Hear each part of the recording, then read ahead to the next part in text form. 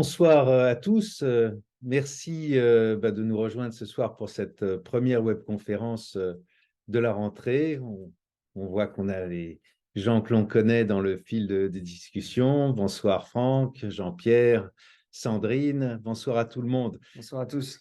Donc Thibaut Périeux, qui est mon adjoint en fait sur le secteur du Sahara, est avec nous. Et puis pour ma part, donc je suis Éric Bonnem, fondateur de Secret Planet.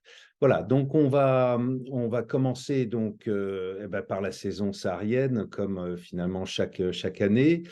Avant cela, donc un petit mémo technique. Donc pour poser vos questions, donc notre présentation va durer, je sais pas, entre un quart d'heure et une demi-heure, selon les points sur lesquels on voudra un peu plus s'appesantir. Ensuite, donc évidemment, on pourrait poser toutes les questions que vous voudrez. Vous pouvez les poser au fur et à mesure d'ailleurs. Et donc, on se les notera et on les reprendra donc en fin de présentation. Pour poser vos questions, vous avez la possibilité de le faire soit directement dans le fil de discussion, soit, si vous préférez, dans l'onglet Q&R que vous voyez normalement en bas de votre écran. Questions et réponses. Et donc, là, ce seront des questions qui seront posées de façon plus anonyme. Voilà, donc les deux sont absolument possibles. À noter que donc c'est la première conférence de la saison et que les prochaines sont le 11 octobre avec notre collègue Jérôme en charge de l'Asie du Sud-Est qui vous présentera une conférence donc autour des fêtes en Inde. Il a développé de nombreux programmes avec des dates très spécifiques. C'est vraiment du cousu humain et c'est un régal pour ceux qui sont intéressés par les voyages d'aventure, la rencontre des peuples et à des moments donc de fête. Et puis le 8 novembre, eh bien, on se retrouvera de nouveau puisque j'animerai une webconférence autour donc des Seven Summits. Donc on sera plutôt là dans une logique expédition. Les Seven Summits, c'est les 7 sommets les plus hauts des 7 continents. Voilà, et ça va donc de l'Everest pour l'Asie, au Kilimandjaro pour l'Afrique, etc. Il y en a 7, il y a 7 continents, et je vous donne dans le mille. En Antarctique, c'est le mont Vinson. Voilà. Donc, écoutez, on va commencer donc avec la présentation. Donc, je vais partager mon écran, et puis on va dérouler comme ça l'ensemble des pays qui nous intéressent, l'ensemble des pays sahariens.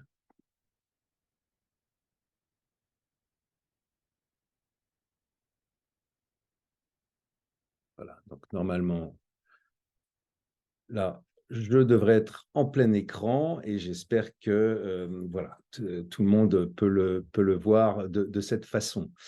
Donc, saison 2023-2024, un petit rappel sur notre histoire avec le Sahara. Donc, comme vous le savez, Tamera a été fondée, ou vous ne le savez peut-être pas d'ailleurs, en 1994, donc ça fera 30 ans en 2024. Et même bien avant ça, son fondateur, qui s'appelle Jacques Châtelet, qui n'est plus avec nous depuis une petite dizaine d'années maintenant, mais arpentait déjà le Sahara dans les années 70 avec une association. Enfin, autant dire que le Sahara, comme d'ailleurs pour la plupart des opérateurs d'aventure, est vraiment l'origine du voyage d'aventure avec les treks, bien sûr, en Himalaya. Donc, nous, notre spécialité, ou plutôt peut-être notre différence, c'est qu'on part en petits groupes. Ça, c'est vrai dans le monde entier, et en particulier dans le Sahara, avec des groupes qui, en général, démarrent à 4 personnes et ne dépassent pas 10 personnes. Il est important de noter que les dates sont un peu évolutives dans la saison, c'est-à-dire bien sûr les dates que vous trouvez sur notre site internet pour les départs sont des dates que nous vous proposons. Dès qu'on a des inscrits évidemment sur ces dates, les dates sont fermes. Mais si par exemple, parce qu'on ne va pas mettre un départ toutes les semaines, eh bien vous voulez partir à un moment qui n'est pas indiqué dans une des dates du site internet, n'hésitez pas à nous le dire et ça peut être la première inscription sur un nouveau départ. Donc voilà, donc on est assez souple là-dessus.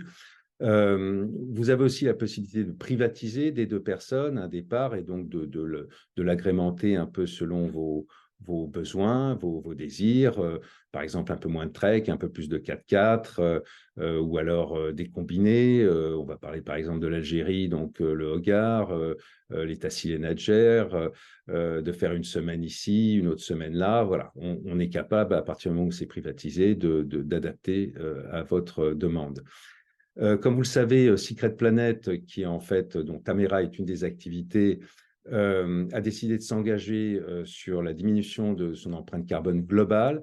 Et de ce fait, on avait pris un certain nombre de décisions il y a maintenant 1 ou 2 ans. Et notamment, on n'a plus de voyage au-dessous de 15 jours, ce qui est quand même une particularité, évidemment. Et c'est vrai que le Sahara a souvent, enfin une partie en tout cas des personnes qui souhaitent y partir, avait ce format de 8 jours. On ne le propose plus de façon en tout cas standard. Donc tous nos voyages sont à partir de 15 jours, puisqu'il faut savoir qu'effectivement pour la Tamanrasset par exemple ou à Janet, eh bien, il y a 5 heures, 5-6 heures de vol. Et donc pour nous, c'est du long courrier. C'est la raison pour laquelle on propose donc d'être sur une durée minimale de 15 jours. Et puis évidemment, on fait donc des programmes sur mesure. Alors, ben, la Sahara, depuis maintenant une dizaine d'années, depuis les révolutions arabes, et puis voilà, quelques sursauts ici ou là, enfin, notamment le Mali, le Niger, eh bien, la sécurité est un des enjeux clés. Donc, nous suivons évidemment les recommandations du MAE, sauf sur certaines zones où on estime qu'on a une connaissance suffisamment fine pour se permettre d'aller en limite de zones dites rouges. C'est le cas des Tassiliennes Nadjer où c'était le cas. Vous verrez que ça a changé un peu en Algérie, mais globalement assez peu d'évolution. Donc le Mali, la Libye, on ne va pas en parler, c'est fermé. Le Niger, et encore plus avec ce qui vient de se passer, fermé également. Il y a le Soudan qui malheureusement s'est fermé l'année dernière et qui est pas... et son ouverture n'est pas à l'ordre du jour, mais enfin, on va revoir ça au fur et à mesure. L'Algérie, c'est un petit peu détendu. Bon, au total, il n'y a pas eu une grande évolution depuis l'année dernière. Donc, on va commencer par l'Égypte. Donc un pays que vous connaissez, en général, qui se parcourt le long du Nil. Donc, on a effectivement une belle programmation, allant de 2 à 3 semaines, dont un grand classique en Felouk de Luxor jusqu'à Assouan. Et puis, on en profite quand même pour aller faire un petit tour à Alexandrie. Et puis, bien sûr, visiter le Caire. Ce qui est nouveau pour cette année, c'est qu'on a un programme qui permet d'aller en Moyenne-Égypte, c'est-à-dire on va en fait en 4x4 plus bas entre Luxor et Assouan. On visite des sites qui sont assez peu visités et on finit donc sur le lac Nasser. Et puis, ça s'est aussi détendu du côté du désert blanc, ce qui nous a permis de mettre en place un programme donc consacré aux oasis et donc au désert blanc, donc à l'ouest du Nil. Il faut savoir que cette zone a été fermée quand même assez longtemps. Ensuite, si on passe au Soudan, ben malheureusement, effectivement, la zone est devenue rouge vif partout. Donc, on était voilà, un des acteurs qui proposions le plus de choses là-bas. Mais donc là, il va falloir attendre que le climat, si je puis dire, se stabilise. Donc d'est en ouest, hein, comme ça, on fait durer un peu le suspense vers les destinations qui sont un peu phares, on va dire, de la programmation saharienne. Donc la Tunisie qui est un petit peu laissée pour compte avec un petit désert qui est le Grand Tag oriental. Alors, en fait, il n'est pas si petit que ça, mais c'est vrai que les zones qui sont autorisées font qu'effectivement, on est relativement limité en logique de traversée. Et donc, il y a un programme qui est proposé, qui est un classique, qui descend au sud de 12 jusqu'à un endroit un peu mythique pour ceux qui connaissent le grand sud tunisien, qui est le lac Chau. Donc, notre programmation n'a pas pu évoluer compte tenu de la situation du sud du pays. Voilà. Et puis, donc, on arrive effectivement à l'un évidemment, l'un des pays phares du tourisme, du voyage saharien, et notamment le Grand Sud algérien. Ce que l'on peut voir, c'est que la carte du MAE, donc du ministère des Affaires étrangères, pour ceux qui ne seraient pas des intimes, a un peu évolué. Vous voyez, bon, donc le code classique, vert qui n'existe pas dans cette région, mais qui peut exister aux États-Unis ou en Suisse. Suisse, non pas parce que c'est vert, mais parce que voilà, parce qu'on peut aller n'importe où selon le MAE. Ici, vous avez donc un jaune, un orange et un rouge. Ça, c'était l'année dernière. Et en fait, ce qu'on voit, c'est que voilà, le jaune et l'orange s'étend et nous permet d'être encore plus à l'aise dans les régions donc, de Janet et Tamanrasset pour vous y emmener. Que dire bon, une des informations majeures, c'est la réouverture du Hogar. Alors, le Hogar, nous, on continuait à y aller de temps en temps, et puis c'est devenu assez compliqué avec les militaires qui, parfois, alors qu'on avait des permis pour aller, par exemple, dans la Tacor, qui est au nord du Hogar, vers la Sécrème, eh ben, une fois nos clients arrivés sur place nous disaient ah ben oui mais non finalement vous pouvez pas. Bon, ça s'est passé une fois, ça nous a suffi et donc on a arrêté de tester. Bon, il s'avère que la zone se réouvre très très clairement puisque je parle sous le contrôle de Thibault. Il y a une triangulaire Paris, Janet, Tamanrasset qui devrait être mise en place par Air Algérie. Donc, ce qui est évidemment pratique pour tous les opérateurs que nous sommes, ça évite de passer par Alger. Bon, ça peut être aussi sympa. Si maintenant certains veulent faire une escale à Alger, c'est aussi tout à fait possible. Mais sinon, donc, ce sera un vol donc Paris, Janet Tam ou Tam Janet. On ne connaît pas encore le sens de la rotation. Donc ça, c'est évidemment une très, très bonne nouvelle. La réouverture donc, du Hogar. Donc, le Hogar, en fait, c'est, on va dire, 3 régions principales. C'est donc l'Atacor, donc, comme je disais, juste au nord, en fait, de Tamanrasset. Et là, donc, on est dans un univers très minéral. C'est très beau. On va voir quelques photos. Et il y a notamment donc le plateau de la Sécrème avec l'ermitage du Père de Foucault, qui est un des hauts lieux de pèlerinage et un endroit qui est particulièrement beau. Au nord de cette zone, on arrive dans un milieu plus désertique et là, on retrouve en particulier 2 zones qui sont particulièrement belles, qui sont la Tefed Est et Anet. Et donc, on a mis en place des programmes qui permettent d'aller dans la Tacor, évidemment, dans la Tefed Est et dans la Net. Et puis, on a repris d'ailleurs des programmes, puisque on avait, je ne sais pas, une cinquantaine de programmes sur l'Algérie à la fin des années 2000, au passage des années 2010. Et puis là, on avait donc réduit sur les Tassili Nadjer uniquement. Et puis, ce qu'on espère, c'est que les Tassili du Hogar vont se réouvrir. Là, on est au sud, en fait, de Tamanrasset, donc là, un peu en zone rouge, on le voit ici. Bon, évidemment, avec ce qui se passe au Niger, c'est pas de nature à simplifier cette ouverture, mais ce serait vraiment une information extraordinaire. Donc, on espère, voilà, on vous tiendra évidemment informé et vous n'hésitez pas à revenir vers nous si vous avez des questions là-dessus. On fait des combinés. Évidemment, Hogar, Tassili Nadjer. Les Tassili Nadjer, pour ceux qui n'ont pas en tête, c'est donc en fait la région de Janet avec 3 espaces.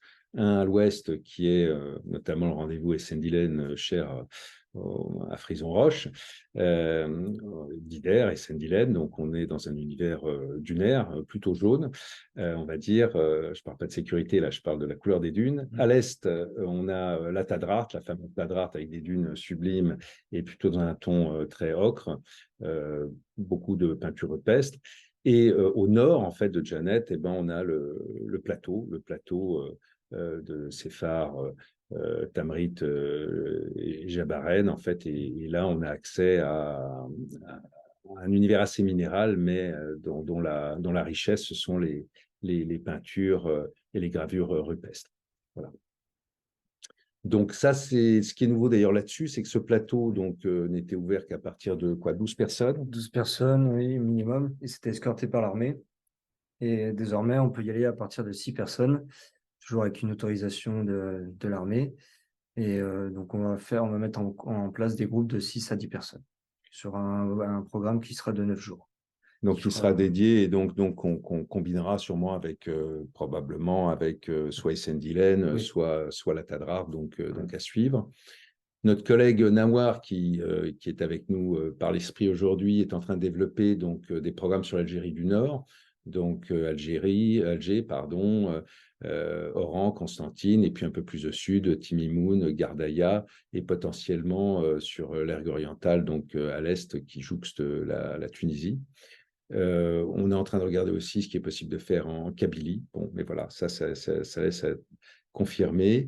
Visa à l'arrivée Grand Sud, tu peux Oui. nous en dire plus? Donc, depuis février, le visa à l'arrivée a été mis en place, ce qui est carrément un gros gain de temps, parce qu'avant, il faut aller au consulat, y aller une première fois pour déposer son dossier et une deuxième fois pour récupérer son dossier. Donc désormais, avant de partir, on vous donne un document qui vous permet d'embarquer. Et une fois que vous arrivez dans le Grand Sud, soit Janet ou à Tamanrasset, vous aurez juste à présenter ce document et payer en espèces 110 euros. Et ils vous donneront votre visa. Donc ça facilite au niveau du temps et au niveau du stress, parce qu'il y avait toujours un petit stress de est-ce qu'on va l'avoir ou on va pas l'avoir avant de partir.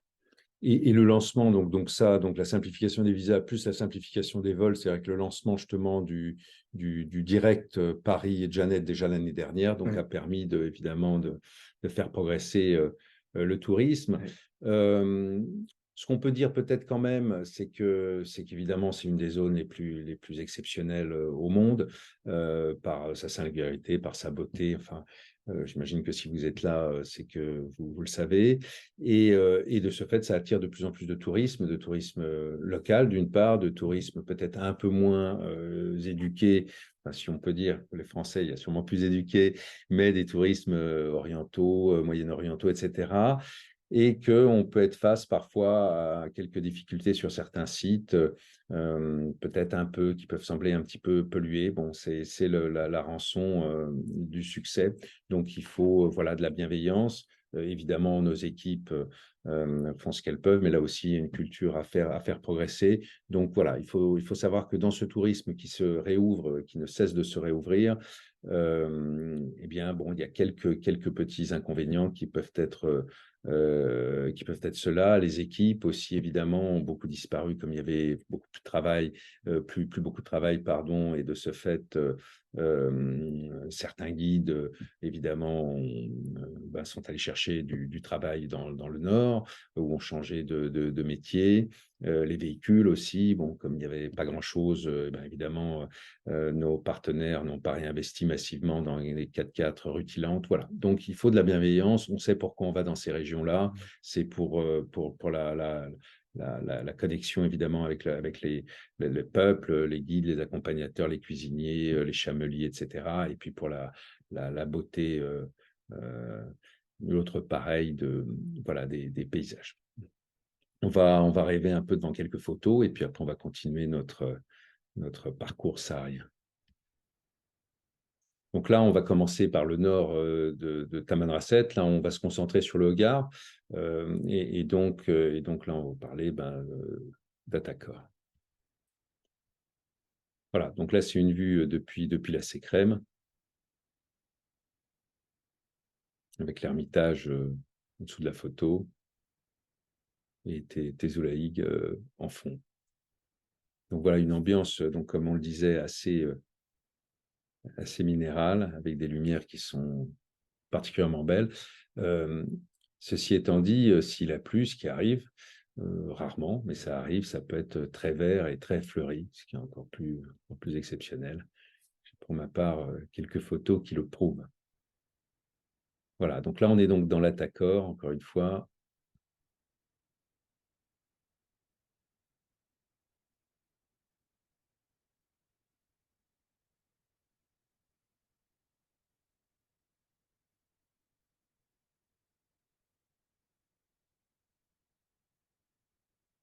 Voilà, et là on arrive en fait, enfin bon, c'est pas le visage qui le dit, parce que ça on pourrait le trouver aussi dans l'Atakor, mais moi je le sais.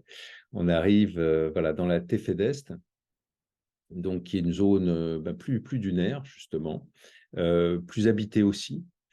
Et donc, de ce fait, des rencontres sont possibles dans quelques campements.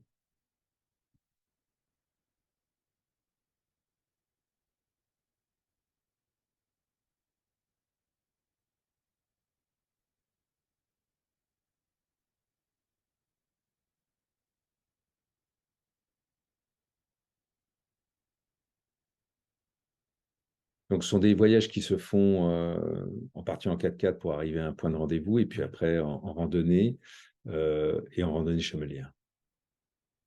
Randonnée chamelière, hein, comme vous le savez, c'est que les bagages sont portés par les dromadaires. Un peu d'art rupestre également.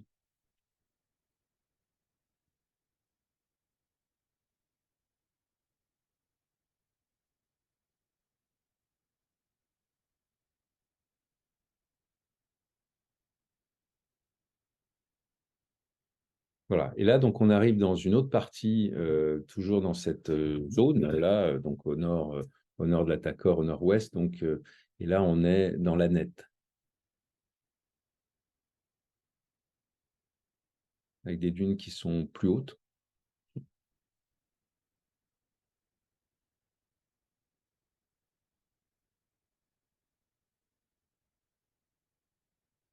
De l'art rupestre également.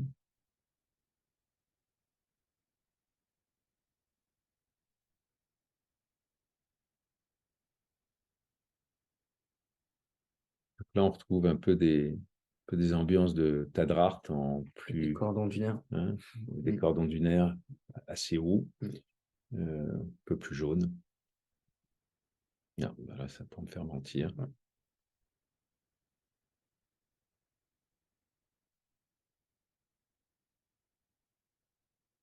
Donc, un beau mélange, en fait, une belle diversité dans ces zones-là.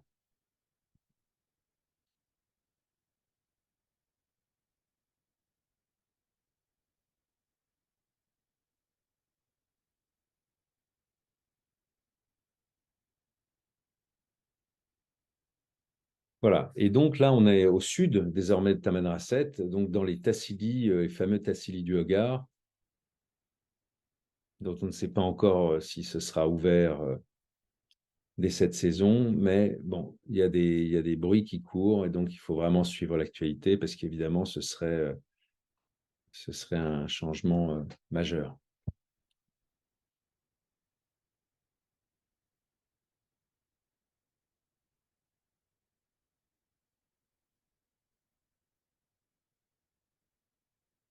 Les Tassili, hein, sont ces roches entremêlées de dunes.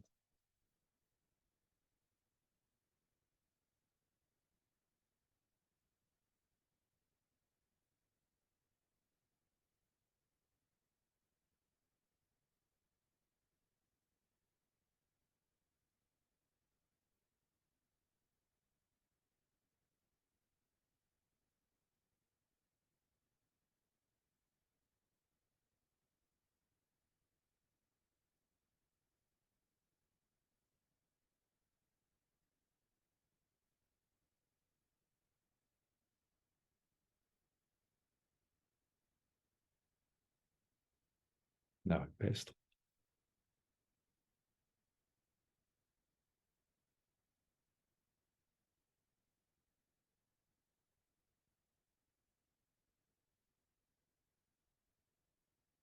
Voilà, absolument magique et unique, unique au monde. On peut en retrouver quelques aspects dans la Tadrart, et on peut en retrouver un peu d'ailleurs aussi du côté du Tchad, dans l'Inédit, quelques ambiances comme ça. Voilà, et donc on avance. Le Maroc, bon, qui a été touché, comme vous le savez, il y a quelques jours par un terrible tremblement de terre dans une zone qui est au sud donc de Marrakech, à 70-80 km, pas très loin d'ailleurs du Toubkal. Voilà, donc on leur souhaite évidemment tout le meilleur, et qu'on ne va pas découvrir trop de corps là sous les décombres. Bon, ce qui est clair, c'est qu'évidemment, là, c'est une période très particulière, mais d'ici quelques semaines, les amis marocains essaieront de reconstruire cette partie du pays, encore une fois, dans laquelle finalement on touche en transfert, mais dans laquelle on va assez peu. Et puis, il va falloir les aider en étant présent. Donc, ils comptent sur vous pour la saison. Donc, comme vous savez, le Maroc, en fait, eh bien, pendant l'hiver, les zones désertiques, donc au sud. qui correspond peu ou prou d'ailleurs avec la limite jaune qu'on voit là sur le MAE. Et puis l'été et le printemps ou l'automne en demi-saison, mais enfin principalement l'été, ben, c'est tout notre trek dans le Haut-Atlas. Donc randonnée chamelière dans le désert l'hiver et donc des treks dans le Haut-Atlas avec des ascensions de 4000 l'été. Peut-être Thibaut, tu peux peut-être nous dire quelques mots de la grande traversée Oui. du Maroc qu'on Donc, a montée. donc, depuis l'année dernière, on a mis en place une grande traversée du Maroc sur 3 mois qui commence en avril, oui, qui termine jusqu'en juillet. Et cette grande traversée, on l'a divisée en 3 grandes étapes.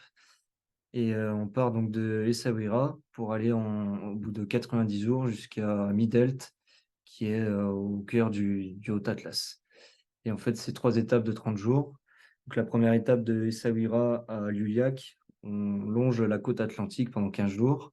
Donc là, on est plus sur des randonnées de 3 à 4 heures, où c'est vraiment un rythme tranquille. Et on va jusqu'aux portes de l'Atlas marocain, jusqu'à Luliac. Ensuite, il y en a une deuxième étape là où on rentre en altitude. On va au sommet de Loane-Oukrim, qui est l'un des sommets de 4000 les moins connus, qui est voisin au Toubkal. Et on va aussi au mont, au mont Rat et au mont, c'est le mont, c'est le mont Amgar, je crois. Oui, c'est ça. Ils sont à 3700 mètres, ces deux. Et ensuite, une troisième étape où là, on va plus du côté du Mgoun et on fait des ascensions et des crêtes de l'Atlas marocain.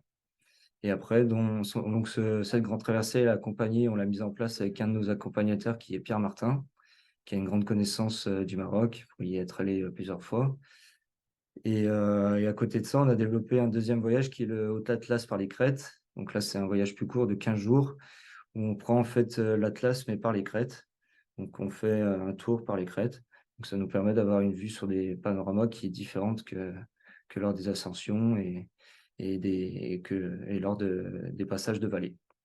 Et ensuite, l'année dernière aussi, on avait développé, là, c'est plus dans le sud, un voyage qui est du côté du désert de Merzouga, qui est là où on retrouve aussi, comme dans la Tadra, des dunes oranges et même un côté minéral où il y a une montagne qui s'appelle la montagne bleue. Donc là aussi, c'est un voyage de 15 jours et qui part de octobre à mars. Voilà. Puis sinon, il y a la vallée du Dra, Donc, il y a la traversée de l'Arche Gaga, ça c'est donc pour les randonnées chamelières dans le désert. Ensuite, évidemment, la Mauritanie. Donc la Mauritanie avec ce charter donc, que l'on a, donc une rotation entre oui. Paris Et puis Attar. et Attar, merci. Voilà, qui démarre à Noël, c'est ça Cette année, qui. ouais, elle démarre pas aux vacances de Toussaint, elle démarre aux vacances de Noël. Donc là-dessus, on a de mémoire 3 ou 4 programmes. C'est ça. On en a 3 autour de l'Adrar Mm. directement, avec la possibilité de faire une extension d'ailleurs vers le banc d'Arguin.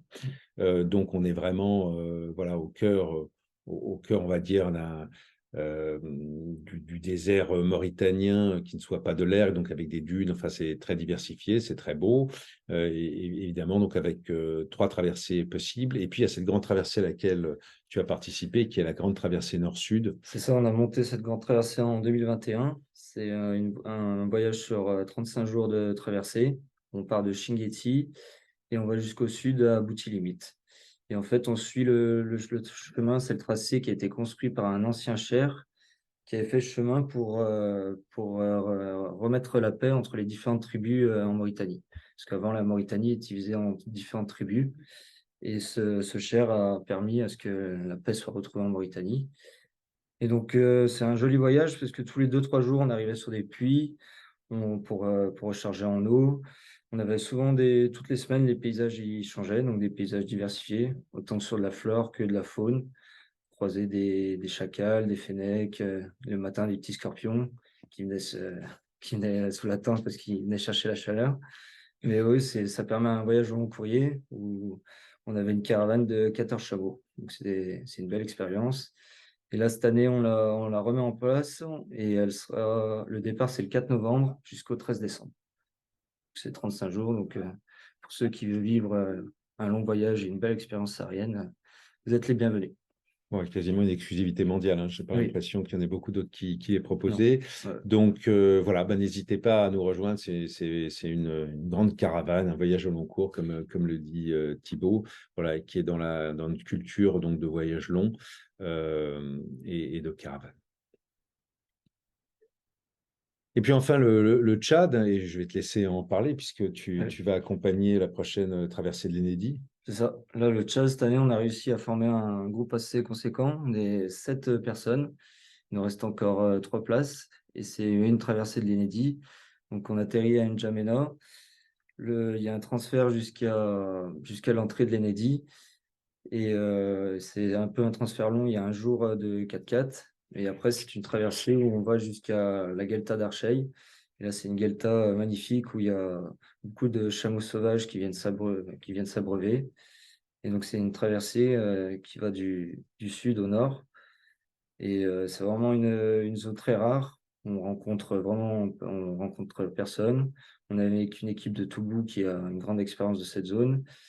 Et la particularité de cette zone, c'est on est entre la frontière entre le Sahara et l'Afrique subsaharienne.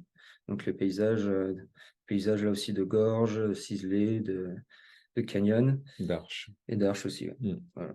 Donc, nous, c'est un programme qu'on fait partir quasiment chaque année, hein, Chaque année, d'ailleurs, oui. depuis toujours. Mm. Mais effectivement, cette année, on a pas mal de participants inscrits. C'est Donc, ça. pour le départ du… C'est du 18 novembre au 5 décembre.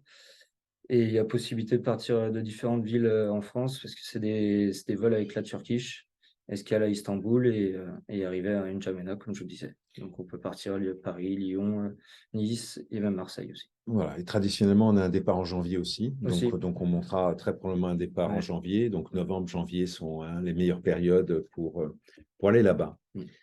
Voilà, donc on a fait le tour. Donc maintenant, eh ben, on va répondre à vos questions si vous en avez. Donc n'hésitez pas à nous les poser soit dans l'onglet Q&A, soit,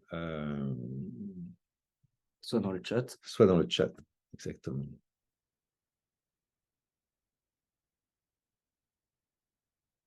Attends un petit peu le temps de vous chauffer.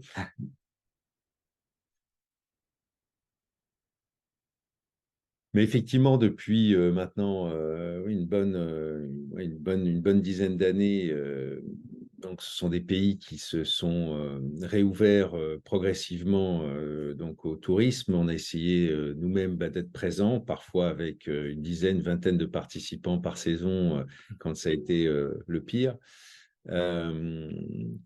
Euh, voilà, donc on est assez fiers quand même d'être resté auprès d'eux et puis on espère véritablement que les années qui viennent et la saison déjà prochaine va nous permettre à nous tous, d'ailleurs opérateurs, pas nécessairement que nous, Tamera, voilà, de leur amener un peu de joie de vivre, si je puis dire, de la France.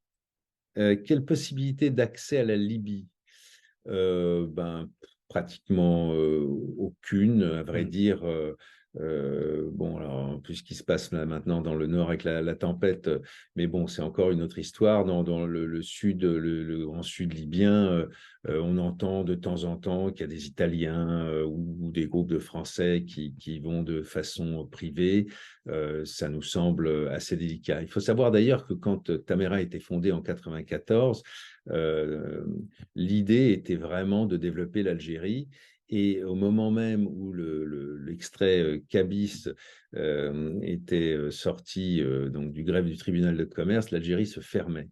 Et que donc, effectivement, la Libye a été une des grandes destinations pendant toute cette décennie noire où l'Algérie était fermée, ce qui a permis à Tamera de tenir au début des années, enfin même au milieu des années 90. Et effectivement, à l'époque, ben, on passait par la Tunisie. Voilà, mais donc c'était une approche en 4x4. Donc aujourd'hui, j'ai pas en tête de possibilité d'accès à la Libye parce que c'est vrai que c'est pas quelque chose qu'on a creusé compte tenu de la situation locale. Bonjour, pour le Tchad ou la Tadrart en Algérie, le niveau est sportif. Y a-t-il un moyen de participer, même si on n'a pas ce niveau sportif? Alors moi, je dirais que c'est vrai que pour le Tchad, il faut un niveau sportif. Oui, Hein, notamment parce qu'il y a une journée à 8 heures de marche et 2 journées à 7 heures de marche au Tchad. et il y a un passage de descente, donc là, c'est du 6 heures de marche, donc ouais, il faut quand même avoir une bonne activité sportive, physique et sportive par semaine pour pouvoir faire ce voyage. Ça, c'est le Tchad. Mais la Oui, Tadrart, en la revanche, Tradart,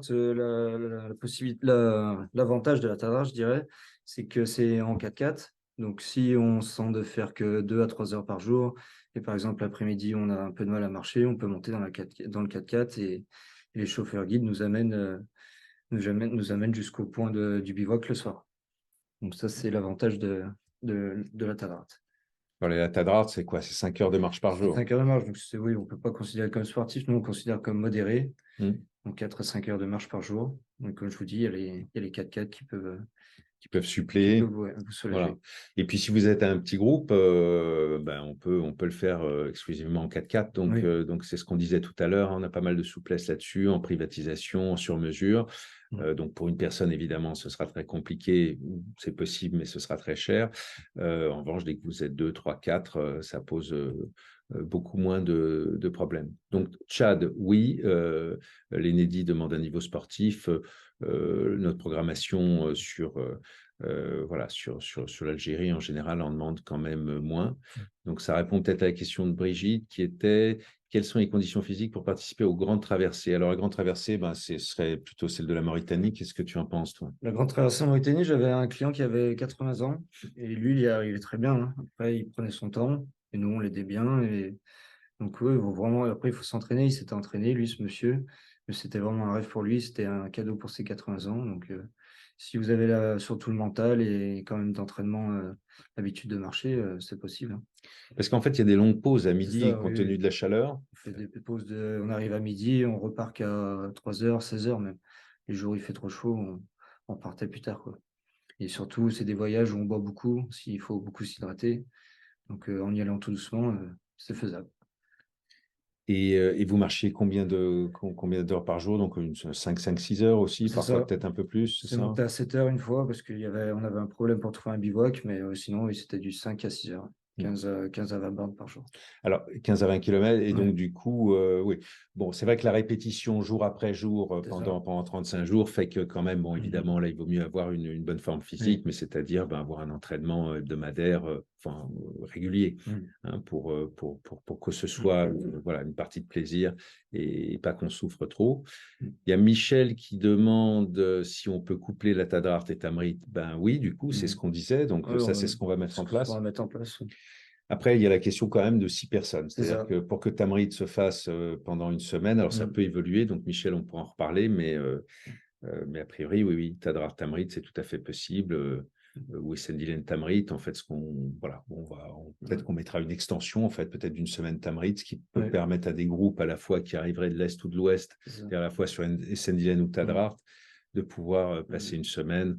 Enfin bon, voilà, on a une longue habitude d'essayer justement de faire en sorte que les départs se croisent et tout pour pouvoir vous confirmer des choses qui, si les départs se suivaient sans plus de réflexion, ça rendrait certains départs donc plus compliqués. Mhm. Donc on fait ça. Il y a une question de Marie-Christine Oui. qui a fait la grande traversée avec toi et qui Oui. demande si on ne pourrait pas le faire. Elle aurait envie de le refaire, mais dans l'autre sens, dit-elle, pour ne pas avoir le vent de face. Est-ce que ça peut s'envisager? C'était possible, oui, je m'étais renseigné auprès de Bout notre limite, équipe. ouais. Mm, C'était surtout nous, on l'avait fait dans le sens Shingeti, Bouti pour le mm, vent. mm, Pour pas avoir le vent de face, c'est comme ça on avait le vent de dos parce qu'il y a eu une semaine, pendant une semaine, ouais, pendant 3-4 jours, on a eu des gros vents. mm. Mais oui, au mois pareil, février, mars, c'est possible de le faire dans le sens Bouti limite, Shingeti, dans le sens sud-nord. Mais c'est le problème de la chaleur. C'est des journées où il fera plus chaud qu'au mois de novembre. Mais oui, après, ça peut s'envisager avec un groupe, oui, c'est possible. Donc, Marie-Christine, on a Donc, bien à noté votre rediscuter, question. Marie-Christine. Ouais. Eliane, niveau sportif aussi, donc on en a parlé. Donc, bah, Eliane, le mieux, c'est de nous passer un coup de fil, hein, parler à Thibaut ou à moi-même, et puis on évalue ensemble si vous avez le niveau physique ou Il me semble que pas. j'avais eu Iliane au téléphone en Oui, début de semaine. Ouais, ouais. d'accord. Mais oui, si Iliane a d'autres questions, ce sera avec plaisir. Bon, écoutez, voilà, voilà déjà un certain nombre de questions. Est-ce que vous en auriez d'autres?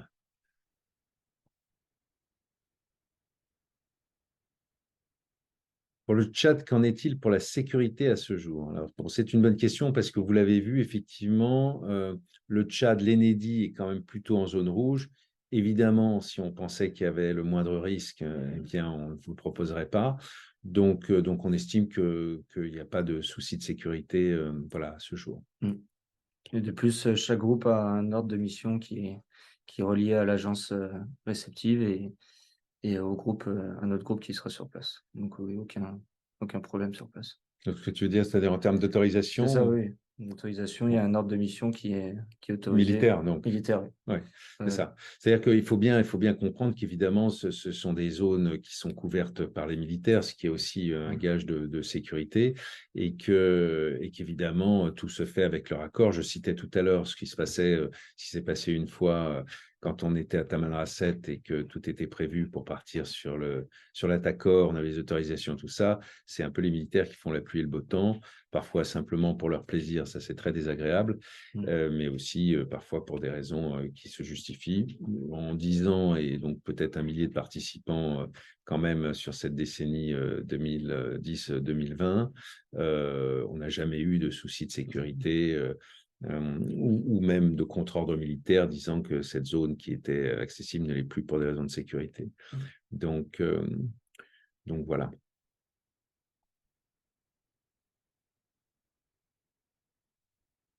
Bien, écoutez, je pense qu'on a pas mal de Sahariens avec nous aussi. C'est peut-être la raison pour laquelle il y a moins de questions que si on partait en Afrique du Sud sur une traversée de Drakensberg ou ne sais-je ou ailleurs. Euh, donc, de toute façon, on est à votre disposition. La saison s'ouvre. C'est le moment voilà, de faire vos choix. C'est vrai qu'on ne serait-ce qu'en refaisant cette présentation et en regardant de nouveau ces photos du Hogar, et puis on aurait pu en mettre pour toutes les zones, mais là, pour le coup, ça nous aurait emmené à bien tard ce soir. Oui, c'est sûr qu'on a vraiment tous très, très envie, je pense, d'y aller, de découvrir ou d'y retourner. Voilà, écoutez, très bonne soirée à vous. Très bonne soirée. Merci beaucoup de votre présence et puis à très bientôt au téléphone. Oui. Bonsoir, à Bonne soirée, à bientôt. bientôt.